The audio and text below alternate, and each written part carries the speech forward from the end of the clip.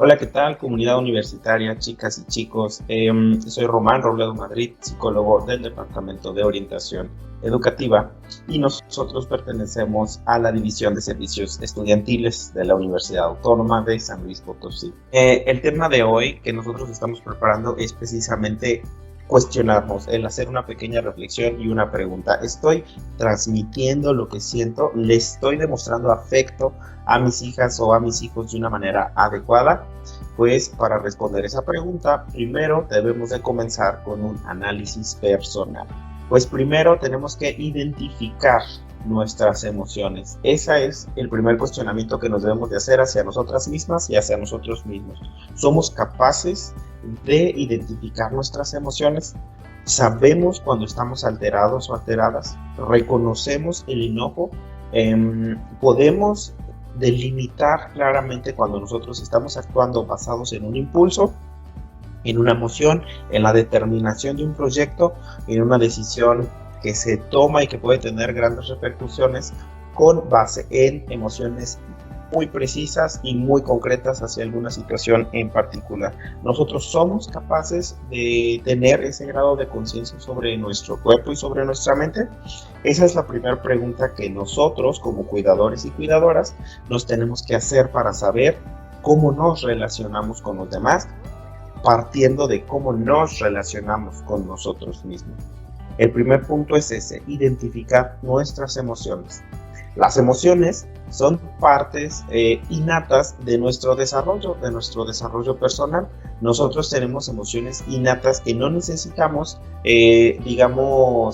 adquirir con base al tiempo, sino nosotros, por el simple hecho de ser especie, ya tenemos una capacidad emocional y tenemos algunas emociones básicas, como el miedo, como la ira, como el amor, que se detonan con situaciones muy básicas de nuestra vida cotidiana: la alimentación, el tiempo que pasamos con nuestros cuidadores o cuidadoras, o a lo mejor lo que nos genera algún riesgo o algún grado de peligro.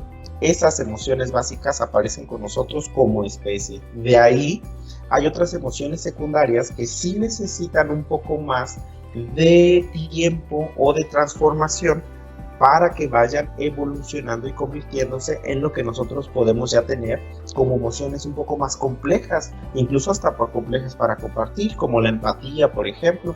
La empatía es esa capacidad que podemos tener nosotras y nosotros para situarnos en el lugar de la otra persona y poder comprender cuáles son sus motivos o sus razones para tomar cierta acción, cierta decisión, o poder comprender sus emociones cuando algo está pasando emocionalmente en esa persona. La empatía es una emoción que radica desde algo muy básico, pero como tal, el aplicarla es un proceso complejo y es un proceso de maduración que nos vincula personalmente, digamos, desde el punto del afecto.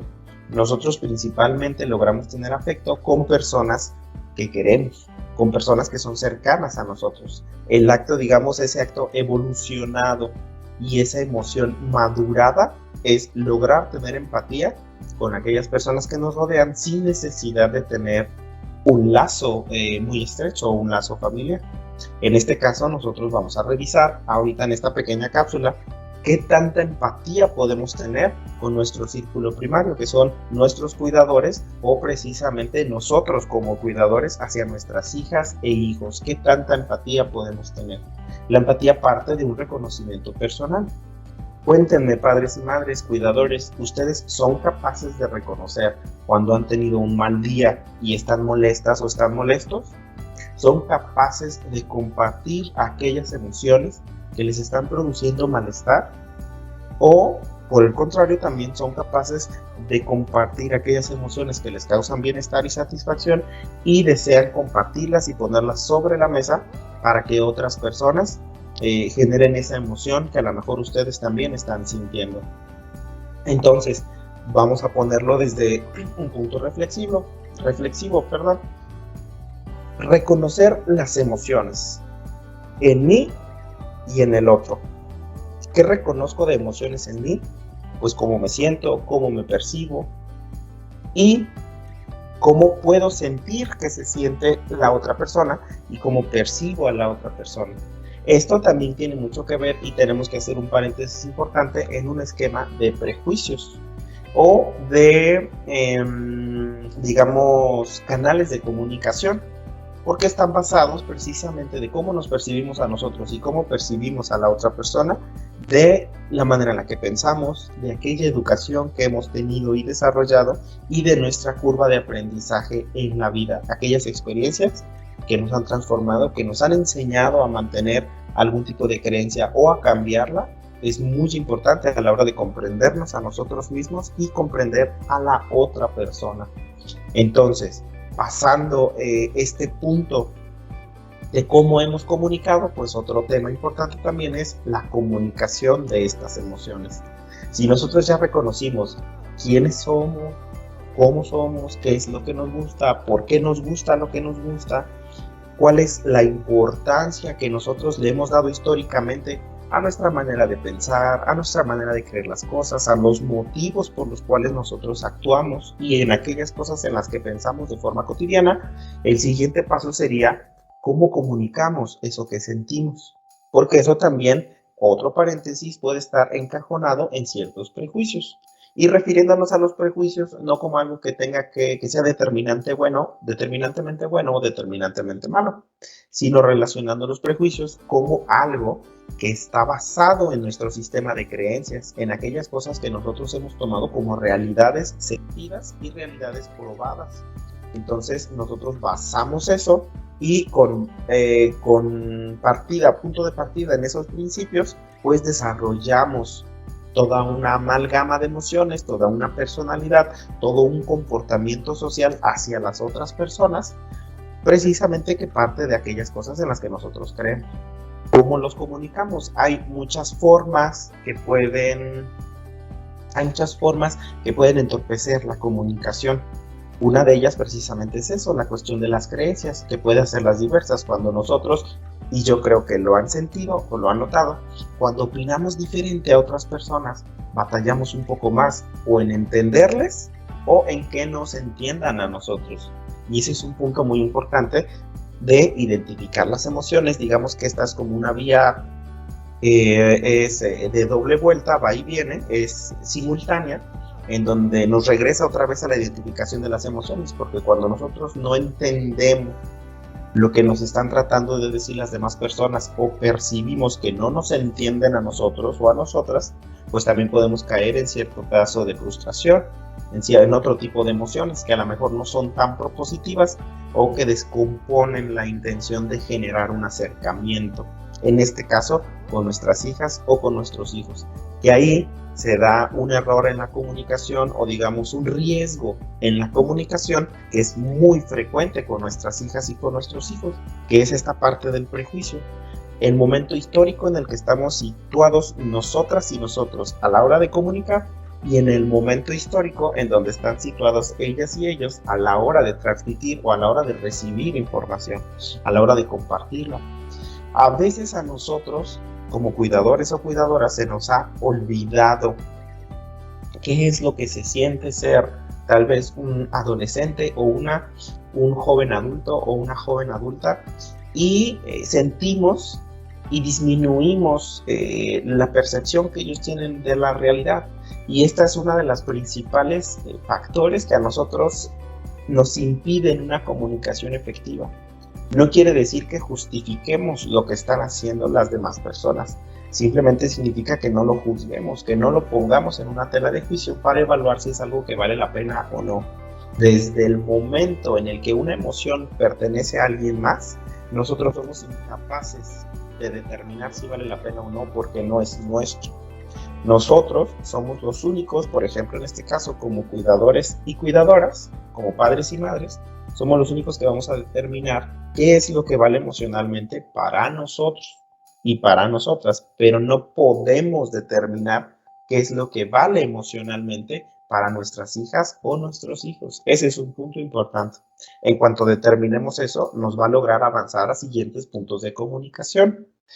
El siguiente punto es precisamente la demostración de afecto. Llegamos al tema principal. ¿Cómo sé yo que estoy demostrando afecto?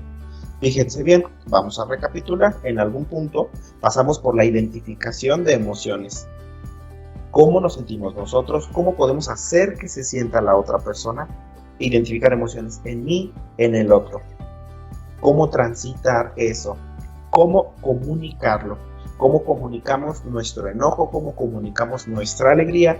¿Y qué tanta disposición tenemos de que la comunicación no se interrumpa? Vimos que puede ser por ciertas barreras, por la manera en la que pensamos, por tal vez la condición histórica en la que nos encontramos de manera diversa, por el tipo de lenguaje que se usa. Y ahora nuestro tercer punto es demostrar. Si ya pasamos o si ya tenemos previamente ese análisis de yo saber de cómo me siento y poder tener la capacidad o la intención de comprender a mis hijos o a mis hijas, pues ahora es cómo voy a transmitirlo. Y venimos a la pregunta con la que empezamos nuestra cápsula. ¿Puedo yo compartir mis emociones o sé si estoy compartiendo mis emociones con mis hijas y con mis hijos? Pues aquí viene la pregunta. Reflexionen. Si yo no soy capaz de transmitir una condición de seguridad como cuidador o cuidadora, como padre o madre, es muy poco probable que a veces podamos contestar esta pregunta. ¿Por qué? Tal vez a ustedes les ha pasado allá, padres y madres, que a veces nuestros hijos o hijas sí nos cuentan cómo les va, sí nos cuentan cuáles son sus complicaciones o sí nos cuentan cuáles son sus problemas. Sin embargo, nosotros a veces no los percibimos como un problema.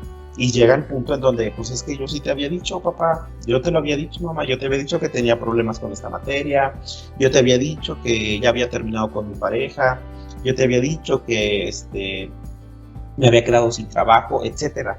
O sea, son situaciones que a lo mejor nosotros disminuimos. Por eso es importante este análisis primario, el saber entenderme yo y poder poder tener claramente si estoy entendiendo a la otra persona, si sé lo que está viviendo y sé lo que está pensando, sé cuáles son los fundamentos para saber por qué se comporta como se comporta. Y entonces sí podemos contestar esa pregunta. Pues, voy a hacer un esfuerzo para que jueves y viernes dedicarles 20 minutos, 1 hora, 2 horas, una actividad familiar, todas y todos juntos, y vamos a contarnos cómo nos sentimos. O entender ese aspecto de que los hijos y las hijas pueden ser un reflejo también de cómo somos nosotros y de aquella dinámica que han aprendido, porque pues a final de cuentas uno desarrolla las habilidades de donde se le están entrenando. Si nosotros sin darnos cuenta estamos desarrollando esa cuestión a lo mejor con una señal de autosuficiencia, pero estamos alejando del diálogo y estamos haciendo que se dividan los lazos y que la comunicación a lo mejor sea esporádica, entrecortada o que haya distanciamiento, pues eso es lo que se va a aprender y esa es la dinámica que se va a vivir. Entonces, si nosotros detectamos eso, que hay cierto distanciamiento, que hay presencia de barreras, ¿cómo lo podemos hacer? Con el ejemplo. La primera parte y la más importante es que nosotros como padres y madres entendamos que nuestra situación de ser un ambiente de desarrollo para nuestras hijas, para nuestros hijos, no termina en la adolescencia o no termina cuando cumplen 18 años y se hacen adultas o adultos.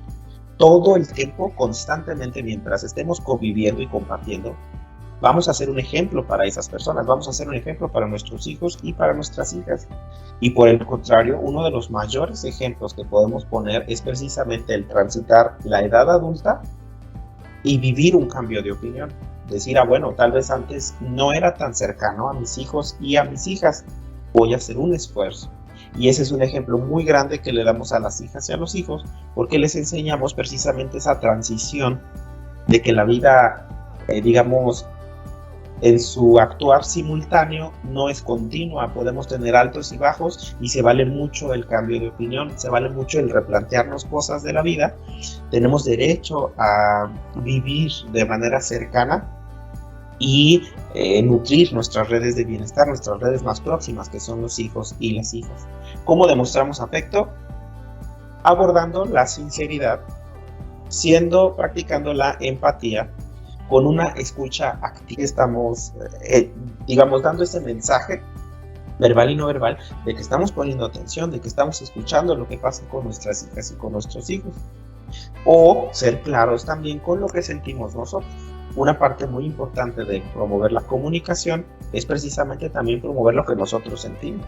Ese es un punto bien importante. Cuando nosotros transmitimos lo que sentimos, vamos a promover que otras personas transmitan lo que sienten. Y esos son los 3 puntos que debemos de considerar: manejar las emociones en los demás y en nosotros mismos, el comunicarlas y el saber qué tipo de barreras están presentes para nosotros disminuirlas o reconocer aquellas que nos implican un mayor riesgo o una mayor dificultad y usar otro tipo de herramientas de comunicación. Y el tercero es precisamente la demostración activa de nuestro afecto, el dar frases, el compartir constantemente aciertos con nuestros hijos y con nuestras hijas. Desconozco cómo te está yendo en la escuela, hija, hijo, pero espero que te esté yendo muy bien. Estoy aquí cuando necesites algo.